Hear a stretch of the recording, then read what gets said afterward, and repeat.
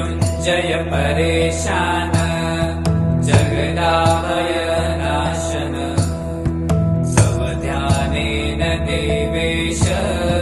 मृत्यु प्राप्नोति जीवति वन्दे ईशान देवाय समस्तस्मै पिनाकिने अतीव ध्यातरूपाय मृत्युनाशं करोतु मे नमस्तस्मै भगवते कैलासाचलवासिने